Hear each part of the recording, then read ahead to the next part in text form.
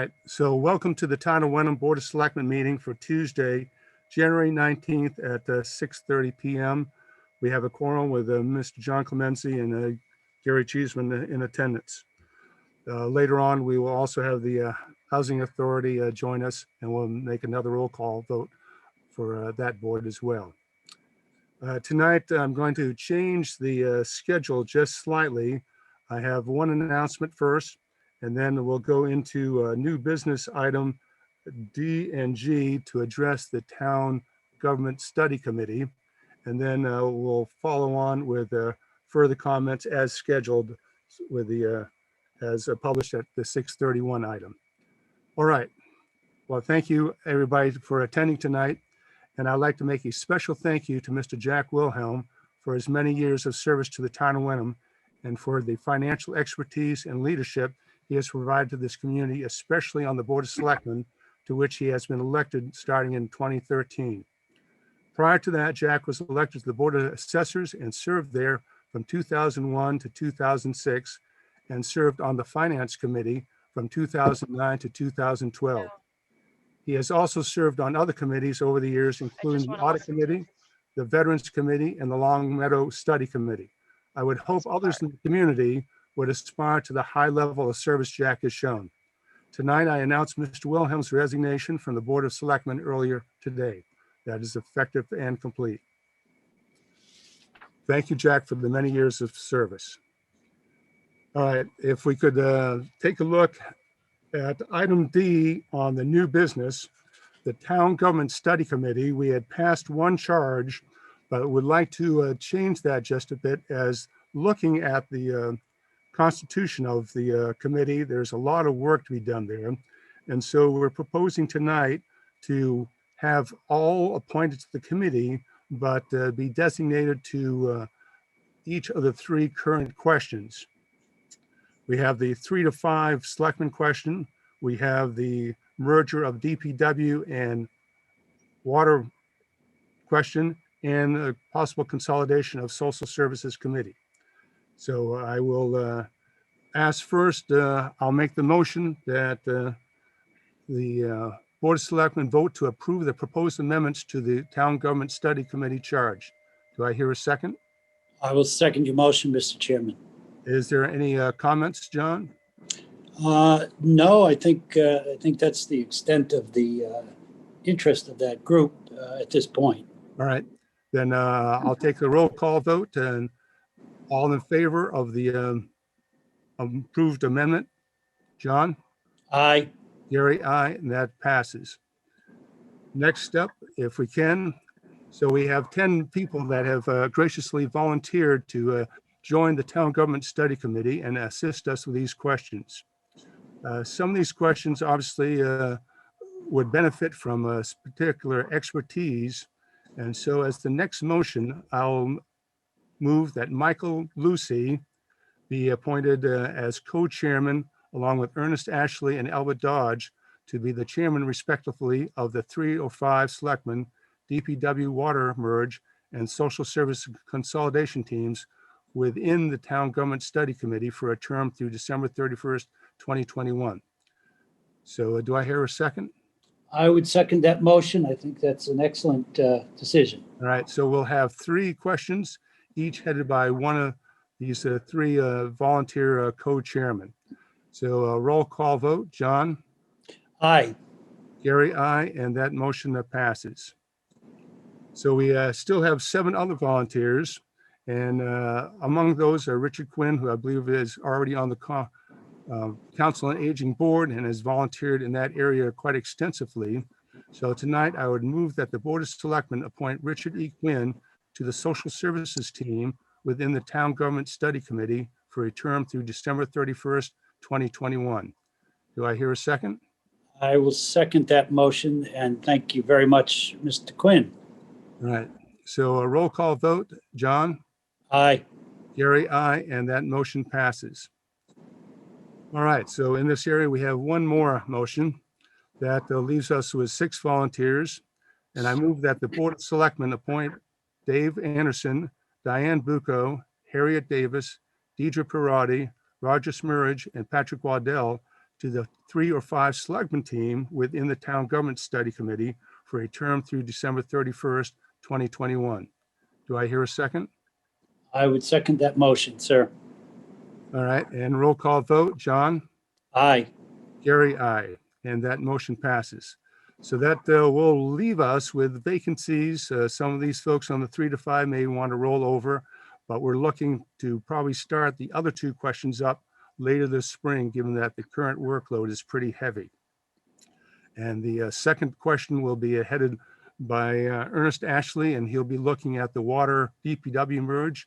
And then Wynn Dodge has graciously volunteered to be yet again on another committee chairmanship, and will handle the question on social services.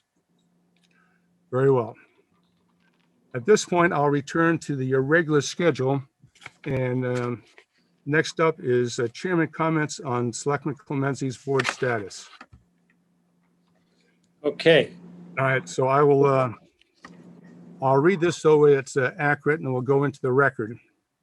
So as many people know, there's been a continuing issue throughout the town over the past year.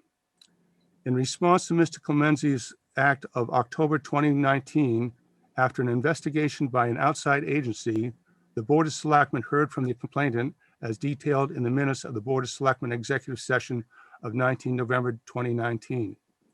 A central remedy requested by the complainant right from the start is for Mr. Clemency to resign. As detailed in the executive session minutes of 02 December 2019, the then 2 other members of the board drafted and voted to implement training and restrictions on Mr. Clemency. In retrospect, those actions did not bring the matter to a full conclusion. This past fall, the situation again came to the forefront. Thereafter, no agreement within the Board of Selectmen was reached on formally addressing the issue. However, the minutes of the 2 2019 Board of Selectmen meetings were released. Since then, the members of the Board of Selectmen have received multiple emails calling for action to remove Mr. Clemency from the board.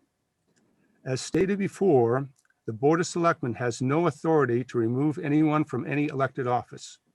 The citizens of Wenham, lacking a recall process, had no power to vote an elected official out of office. Over this past year, the operations, the morale, and the reputation of the town of Wenham have been negatively impacted.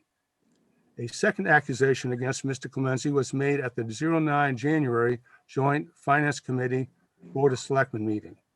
The Salem News in yesterday's newspaper stated that there is a pending Massachusetts Commission Against Discrimination complaint against Mr. Clemency.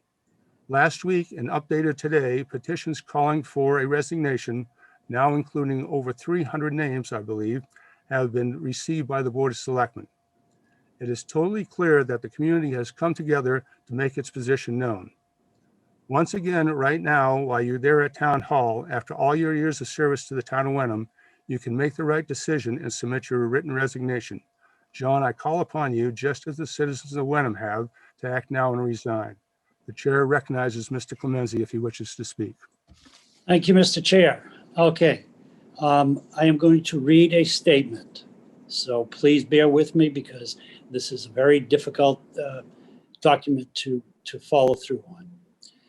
My statement on recent incidents. As you know, I have recently been accused of inappropriate conduct through 2 acts.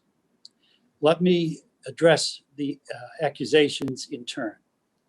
First, with respect to the event that led up to the filing of the MCAD complaint, I have known and worked with that individual who filed the complaint for many years, and indeed consider that person a very long and close friend. When I learned that she had suffered a dog bite, I sent a text that was an unfortunate attempt at humor and was inappropriate. Shortly thereafter, I found out the extent of the injury and sent her another text letting her know that I was very concerned about her well-being and hope she didn't take my comment the wrong way.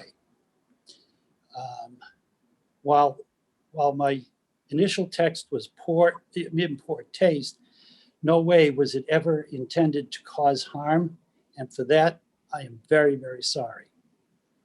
I apologize to the employee and have taken full responsibility of my actions. I apologize to her again tonight, and I hope that she can find in her heart to forgive my lapse in judgment. Whatever she does decide, though, I will respect it. Regarding the more recent allegations of Ms. Gelsma of an inappropriate hug and kiss on the cheek approximately 2 years ago, I have no memory of this event. However, I was raised in a culture where hugging and kissing of family members and even acquaintances was customary. So it is possible it did happen as alleged. I too offer my sincere apology. As many of you know, I have been resident of Wenham for 42 years. I truly love our town of Wenham and the whole community. The people in it, and for so much of my time here, I dedicated myself to public service. And before being elected a selectman, I served on the town hall, police station, building committee, as well as the Hamilton Wenham budget process committee.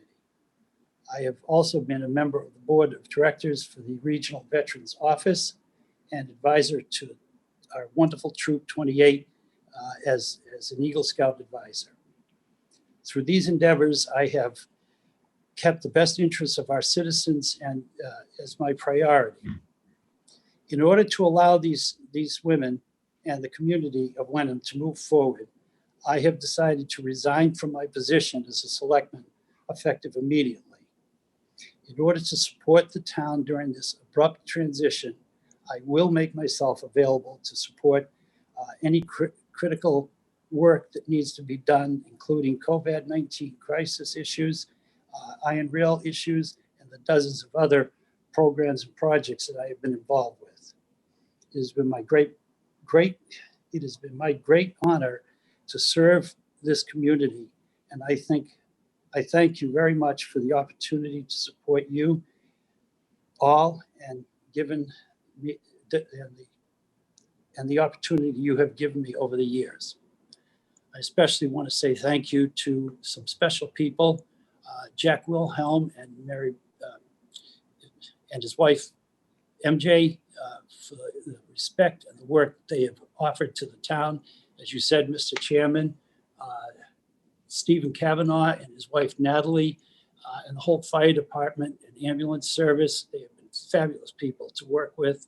Bill Tyak, the DPW, so many others. And yourself, Mr. Chairman, I want to thank you especially for letting me speak. And I guess that's it. All right. Well, thank you very much, John, for your decision. And I hope the town can move forward from this point and re-energize in volunteer service as others have done. All right. Then next, I will open up the meeting to our usual public comments.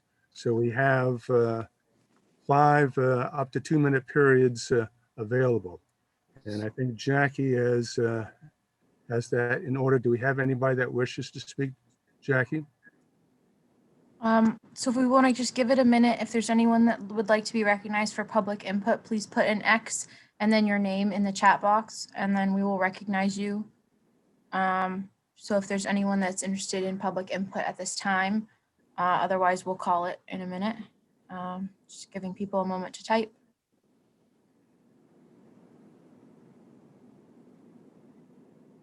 Mr. Chairman, Patrick Waddell put his name in the chat for public input. I think we'll pass on that as refer back to 10 December minutes, if you will. So if there's no other further comments or public inputs, I'll proceed. Let's go on to announcements. Okay. And Tom, I believe you got announcements tonight. Yes. Thank you very much, Mr. Chairman. First, on the announcements, we have available a portable unit home at 83 Dodges Road. There'll be a lottery application packets available in a public information session on Thursday, February 4th, 6 p.m. via Zoom. This would be a renovated 2-bedroom, single-family affordable unit, which would be available by lottery for an eligible first-time home buyer through MCO Housing Services Limited Liability Corporation for a maximum sale price of $270,100. Visit our recent news on the town's website for details, including instructions for joining the informational Zoom meeting on Thursday, February 4th, and a link to download the application. This is a wonderful opportunity for a first-time home buyer to purchase a home in our community. And I wish that they join the meeting and find some information about being a part of our community. I've had these before in a previous community, and it shows a lot of interest in joining us. So I wish everyone the best of luck. Second, and this is a great program, and this is our town reports. Since I came here in reviewing the Wenham town reports, our team puts together, I think, the best town report that I've ever seen for a community before, and I'm very proud of them. So the Board of Selectmen are requesting photos now of town buildings, open spaces, recreation areas, scenic views, anything that tells a story from 2020. I come from a family of artists, so be creative. You know, what you could bring to our community report would be fantastic. They can be included, will be included in our annual town report or on the town website. Photos should be submitted with a complete release form to my assistant, Nikki Roebuck at wenhamma.gov. I got to get used to the website. It's a fantastic report, and it'd be great if you could become part of that. Next is, particularly in times of COVID and during the winter, it's great for you to sign up for our Code Red emergency notification via robocall or text. You sign up to receive your calls or texts through Code Red from our emergency response team in the event of any emergency situation or critical community alert. It's a great way to get information from our town on emergency events. Click the Code Red icon in the footer or emergency notifications on our website to opt in. And last, like any town, we're always looking to fill boards and committee openings. And the following what we have, and you can apply on our website. We still have an opening, one opening on the Conservation Commission, one opening on the Council on Aging Board, 2 openings on our Community Access and Media Board, 3 openings on the Hamilton Wenham Cultural Council. That's actually a fun council, fun program to be involved with if you're interested in the arts.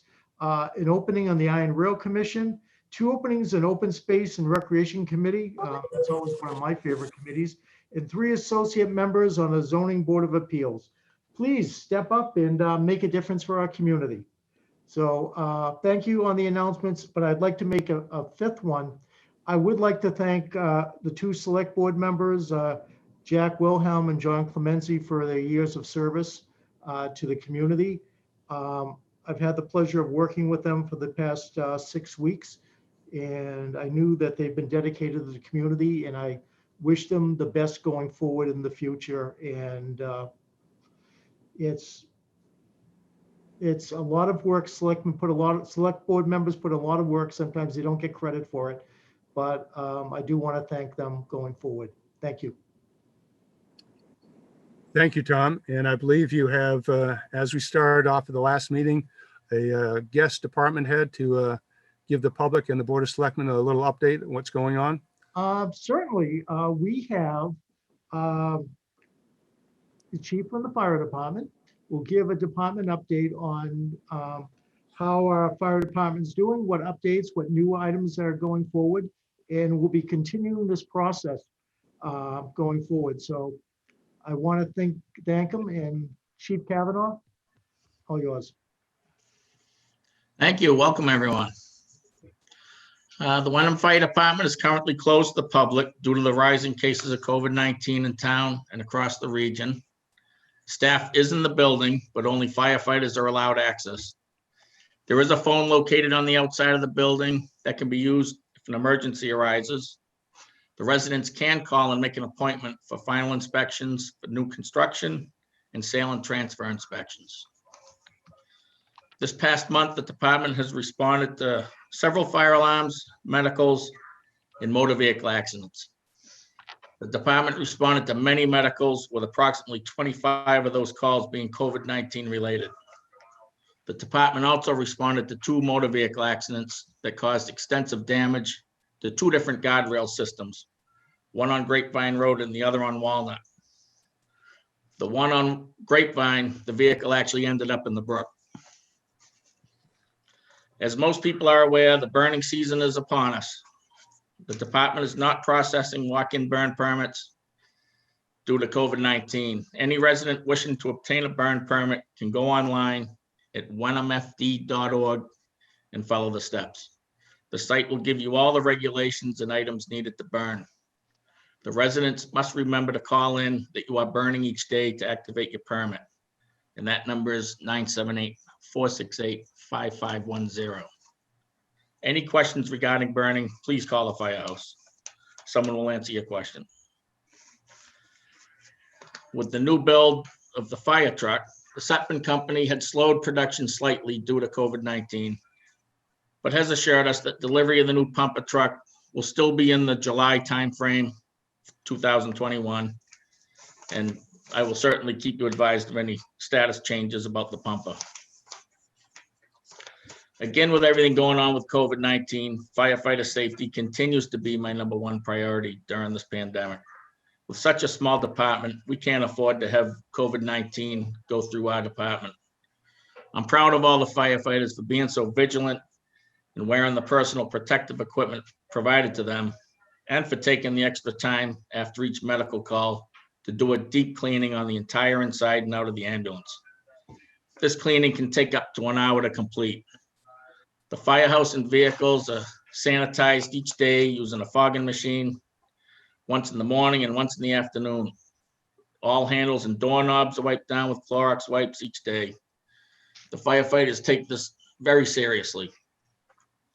And in closing, as usual, I'll work closely with the town administrator, Board of Health, and the police department to stay current with any changes and guidelines during this pandemic. Well, thank you, Chief Kavanaugh, for that update. Certainly, we all look forward to the delivery of that new fire truck. And as everyone knows, extraordinary circumstances of the pandemic have required you to take extra precautions, and glad you're able to do that. Thank you. That wraps up the reports. There is no consent agenda tonight. So I believe on the COVID theme, which unfortunately is growing, do we have Mary Beth Teng available? Yes, I am here. Thank you very much, Chairman. First bullet point was the current case count, and unfortunately it continues to rise. So the current cumulative case count for COVID-19 cases in Wenham is 209. We're currently managing 15 active cases. I will say that for those of you, if you look at the Town of Wenham webpage, there is going to be amber lighting tonight on Town Hall. This is in concert with the federal government, with President-elect Biden. Part of his inauguration is having a memorial along the reflecting pool to memorialize the 400,000 American citizens who have died as a result of COVID-19. So residents are encouraged, if they so choose, to light a candle in memory of many, many American citizens who have lost. We have lost 4 residents of Wenham to COVID-19. Second bullet point is a testing update. As many people may have experienced, the inclement weather made it unsafe to operate the testing starting at 10 a.m. this past Saturday. Another shout out for the Code Red situation, the Code Red robocalls, because those who had it were able to be notified that the testing center needed to be closed. So if you haven't already signed up for Code Red, please consider doing so. It's at the bottom of the Town of Wenham webpage. There will be testing this coming Saturday, again on the 24th, the 27th, and the 30th. It's at Miles River Middle School from 8:30 to 3:30. There is a form to pre-register. The intention is for this to be for close contacts of individuals who are confirmed positive, as well as individuals who are symptomatic. There is the capability, if you need testing for travel or for your peace of mind, to sign up and have paid testing. In addition to this local testing, there's testing throughout the week. I would encourage you to take a look on our town website for the link to the Stop the Spread Massachusetts sites. The closest to us are Lynn, Salem, Saugus, and Revere. There are also a number of other availabilities. If you have any questions, you can certainly reach out to me via the Board of Health. Lastly, local vaccine distribution update. I'm very pleased to say we've had a fantastic experience vaccinating local first responders at the Topsfield Fairground a week ago today in the morning, and a week ago Monday, and Essex County Sheriffs this past Saturday. We worked together with local public health officials from Topsfield and Hamilton and surrounding communities. We're very excited to see and actively participating in planning further events. So one more plug for the robocall. As we get closer, we will be pushing out information through the Code Red system. I would encourage people, the link to the Where Can I Get the COVID-19 Vaccine website is on our COVID-19 webpage. It's an excellent resource that the state is updating twice a week with an interactive map. So for those who are eligible in a particular phase, it can tell you how to get your vaccine. Please, everyone, continue to remain vigilant. I want to say personally, when I make calls, when the public health nurses call people to tell them that they need to isolate or quarantine, we recognize what we're asking is very difficult, and we don't feel good about it. And what we're asking the general public to do is very difficult. But please, let's continue to work together. Keep your socialization in person to members of your household. If you're going to socialize with those outside of your household, please choose to do it outside and at a distance. Please wear your face covering. Please wash your hands frequently. And above all, socially connect while remaining physically distant. Thank you so much for your cooperation. We will get to the other side. Vaccine is coming. Better days are coming. Thank you very much. Thank you, Mary Beth. So as you concluded there, yes, the vaccine is coming. Then hopefully we'll start to work through this. But in the meantime, we implore everybody in Wenham to take the precautions and hope to stop the spread of this deadly situation. Thank you. All right. Jackie, do we have a quorum then for the Wenham Housing Authority with us? Yes, Mr. Chairman, we do. I'm just going to unmute them so they can call Right. to order. So Bruce Blanchard is here. Elizabeth Craig McCormick is here. And I believe Suzanne Thomas was also here. Yep, there she is. I don't believe Sue Herrick is here, but that's a quorum for them of 3. Bruce, are you online? Yes, Do you So want- Bruce, why don't you go ahead and call your committee to order, and then we'll proceed with the motion and votes. okay, I will call the meeting of the Wenham Housing Authority on January 19th to order. We do have a quorum. And could you list the names for the Okay, recording secretary? There's Or the- myself, Bruce Blanchard, Elizabeth Craig McCormick, and Suzanne Thomas. Very well. And the Board of Selectmen is still in the session here. So tonight's Board of Selectmen meeting is to make a joint appointment with the remaining members of the Housing Authority in accordance with Mass General Law, Chapter 121B, Section 5, and Chapter 41, Section 11, through the May 2021 annual town election. We originally received applications from Martha B. Carr and Michael Therian and held a joint meeting on this subject back in September 22nd, 2020. But due to difficult technical problems there was no vote taken at that time on the appointment. Since that time, Mr. Therian has graciously stepped aside as he is very much involved in other committees, and Marty Carr has confirmed her continued interest in appointment through this election. So Bruce, do you want to make the motion? I will make a motion that we appoint Martha B. Carr to fill the vacancy on the Wenham Housing Authority until May 6th, 2021. Second, Second. And second, likewise, from the Board of Selectmen, I move that the Board of Selectmen and the remaining members of the Housing Authority vote pursuant to Mass General Law, Chapter 121, Bravo, Section 5, and Chapter 41, Section 11, to appoint Martha B. Carr to fill the vacancy on the Housing Authority until May 6, 2021. I will second your motion, Mr. Chairman. Thank you. Bruce, you want to go ahead with your vote first? Okay, my vote is for Martha Carr. And your other committee members? This is Elizabeth Craig McCormick. I vote for Martha Carr. This is Suzanne Thomas, and I vote for Marty Carr. And this is Gary Cheeseman. I vote for Marty Carr. John Clemenzi, I vote for Marty Carr, and thank you very much. Point of order, please. The Board of Selectmen does not have a quorum. Both resignations were effective immediately, which means that you now only have one member of the board. I believe the resignation is not effective until delivered to a town official, which It was just made effective in this meeting. Both parties said effective immediately, which means you no longer have a quorum. Very well. Then, Tom, are you on? Yes, I just put it on the chat. Technically, the resignation needs to be filed with the town clerk to be effective. All right. Mr. Clemenzi has announced he will be resigning effectively this evening, so I'm assuming Mr. Clemenzi will be filing with the town clerk. That is correct. All right. Thank you.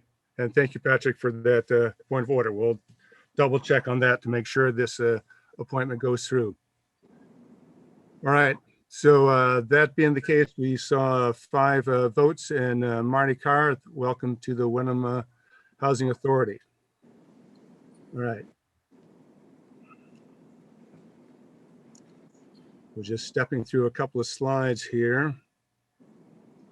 And new business, item F, discussion and potential vote to approve ambulance basic life support BLS service rate change. So I believe Chief Kavanaugh, are you up on this one or? Yes, All right. yes. So why don't we let you go through your slides or presentation, then I believe there'll be some discussion on this, and Yep. we'll see how we go from there. It's fairly simple. After reviewing the town's rates on EMS billing, we felt that the rates must change. Since the start of the pilot program for the town of Wenham BLS ambulance on March 26, 2018, it was recommended at the time to start at a lower rate. And that was just due to the program as being a trial for 1 year, whether we were going to go forward or not with it. In March of this year, it will be 3 years with no change in rates. And after conducting a survey of EMS rates with other communities, the senior staff reviewed the data gathered, and we recommend a rate increase to stay current with what other communities and private companies are charging for rates. I'd like to start this rate increase by the end of January 2021 with the EMS billing return rate of almost 93% with our current statistics on return. I project that in 1 year with the rate change, the town could see an additional $131,000 in revenue. Putting this rate increase in now, the town would start seeing the revenue hopefully in July of 2020, 21 or sooner. And I have a rate change proposal along with the rate survey attached. You should have that in front of you. Yes. So as we've seen, can you discuss briefly how the new rate will compare to other surrounding communities? Well, the other communities, a lot of communities are now going with a bundled rate, which it's no more a la carte. You know, they're not charging, they're putting everything in one bill, the oxygen, the cardiac monitor, airways. One of the things that's not on bundled is the mileage and any specialized pricing. That's about it. Everything stays, you know, the current rate is $1,000 for BLS, and with the new proposed rate would be $1,300. And ALS emergency is currently $2,000. It would like to go to $2,200, and those both would be bundled rates. Right. When you go to a bundled rate, the insurance company is less likely to take apart the a la carte items and not accept those for payment. But in a bundled situation, they're more likely to accept them. That's what it comes down to. Very well. And how do those rates compare to local communities? The higher rates? But most all communities, they're pretty much in the middle. They're if you see all the different rates, some can be fairly high, up to 1,700. I mean, some of them are quite high for BLS, and we feel that we're pretty much right in the middle with that would be in the middle for billing. Right. John, do you have any questions? Yes, I do. Chief, these charges go back to the insurance company. Is that correct? Yes, Okay, so it's not coming out of the taxpayer or the Wenham resident. Secondly, it sounds like what you're proposing is going to simplify your paperwork so that it is a easier and simpler process to take through the system and then collect the monies instead of itemizing each line item. Is that correct? that is correct. So you'll save time and paperwork. Okay, thank you. Those are my questions. Well, And I certainly, believe it does require a vote, so. yes. So the ambulance service has matured over the last 3 years. Chief, do you have any, off the top of your head, statistics as to how many calls you may have made over the last year or in 2020? How often are Actually, we using it? Yeah, actually, Jeff has those numbers in front of him on his computer in the other room, and he can run through some of the numbers for you. Right. So Jeff, if you're available, can you give the community an idea of just how often this ambulance is being used? Yes, it's basically, this period runs from December of 19 through November of 20. This is just how our numbers are running right now. So we did 397 BLS calls. There was 60 ALS calls, which were all intercepts. Plus we had 79 other calls. It would have been an additional 2 to 5 patients. But based on the numbers which I just gave you, comes out to, for the BLS side, comes out to $119,100. The intercept rate would also generate another $12,000 based on those numbers for that date period. All right, thank you. So hopefully the community understands that this ambulance is in daily use almost. We have more than one run a day on average, 365 days a year. So I think we can say that this setup is matured and that we ought to go into a competitive position. And I'll make the motion that the Board of Selectmen approve the proposed updates to the rate structure for the basic life support services. Do I hear a second? I will second that motion. And again, thank you, Chief, very much. You guys have really been, you need to be very proud of what you pushed through our system, because you're only one of 2 non-property tax revenue sources within the town confines. And that is wonderful. And the dedication to the cause has been fabulous, and you protect your personnel very highly. So keep up the good work. Thank you very much. So we've had the motion in the second, roll call vote. John? Aye. Gary, aye, and that motion passes. So thank you, Chief Kavanaugh. We can adjust those rates and continue the great service. One last quick Thank you. question there. I also heard that your response time over the years has decreased significantly over prior services. Is that correct? Yes, it has. Yep. All right, thank you. Thank you. All right, next item up is item G, discussion of potential, I don't think there's a vote, discussion or update on the Longfellow Road betterment assessment. Tom, do you have this, or is Mr. Becky? Chairman, that is no action on our agenda for this evening. All right. Does Jackie have any sort of update as to the status of the road betterment? Mr. Chairman, I'm here. I can give you a very brief update. We're not seeking any action tonight. This is just a preliminary discussion so that at the next meeting of the Board of Selectmen, we can work on this. So in your packet tonight was a memo from me about the current construction schedule. We are in a winter break right now for the project, and the site has been winterized for safety. We expect to start work on the final aspects of the gravity wall and the guardrail as soon as the weather is good in the spring. And then from there, the paving. There is a discussion of whether or not the fencing will be done on top of, as well as the guardrail, but no final decision has been made. But I just would ask folks for you to review the memo I submitted tonight and the preliminary betterment order from KP. It is a significantly more conservative number than we've been seeing because this preliminary order must be higher than the final order that the select board votes when it comes to the final assessment of the betterments. So this is a worst case scenario number for all contingencies, anything unanticipated, anything unexpected. We cannot add to this total in terms of what we would be charging the folks on this private way.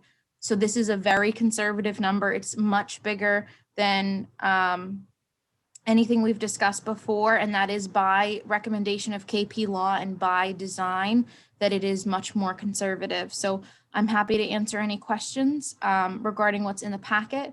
But this is just an update so that at your next meeting, we'll look to take action. It's just to give you an update and to let folks know where we are with the project at this time. But I will say that at this point, we're very pleased with the contractor to date. He's working very well with the residents, ensuring that we don't have any access issues during the construction. And they did a good job of making it safe for the winter until we can pick up in the spring. So that's the update I have for tonight, unless there are any questions. Any questions, John? I have one, yes. Jackie, when you say assessment and action, are you referring to a charge to start, effectively start to take place with the residents at that point? Yes, so the process is, this is just the preliminary betterment. And once this is completed, this is based on the conservative estimates. And then project is complete and all of the bills are paid, the select board would issue a final order of the betterments and assessments. And that would be done by Steve Ozahowski. Both the preliminary and the final order get recorded with the Registry of Deeds. But this time, unless there's something very unanticipated in this construction schedule, or we have something really crazy weather event that slows us down, I anticipate that the project will be completed in the spring.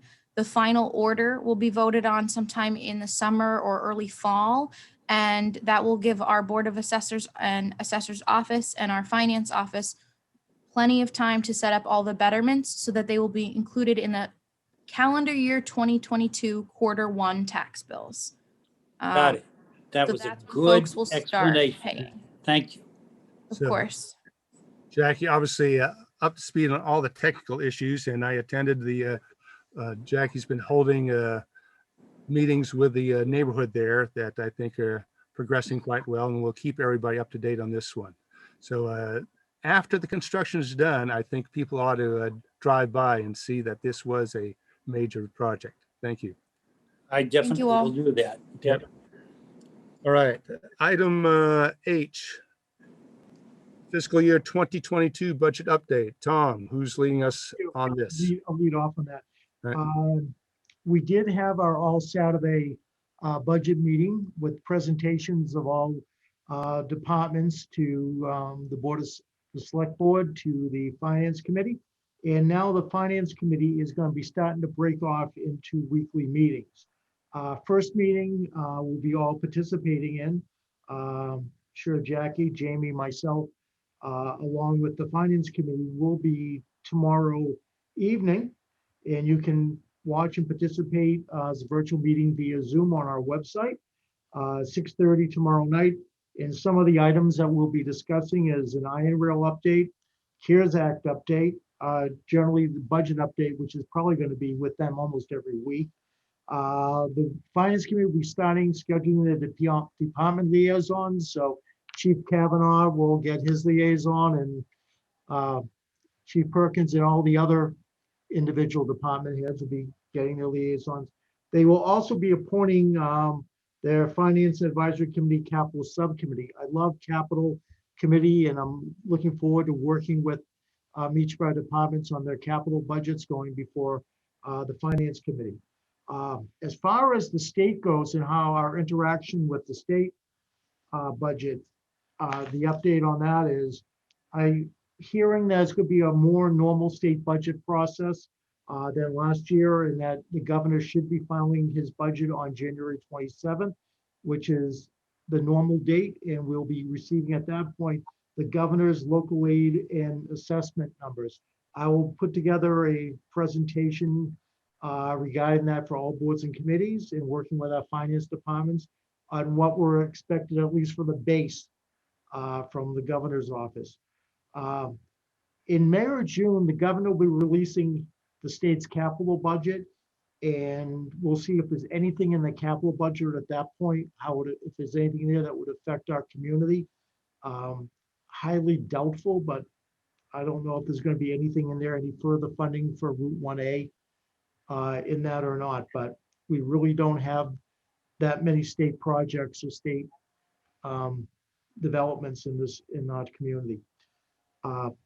Revenues from the state, been hearing that they're been higher than projected through January, but the next 6 months is where we really have to watch to see what's coming in based on sales taxes, meals taxes, and so forth, and regular taxes coming in. So we'll see how that comes. And last, and this is more on the federal level, there should be some more optimistic on federal aid regarding COVID and infrastructure.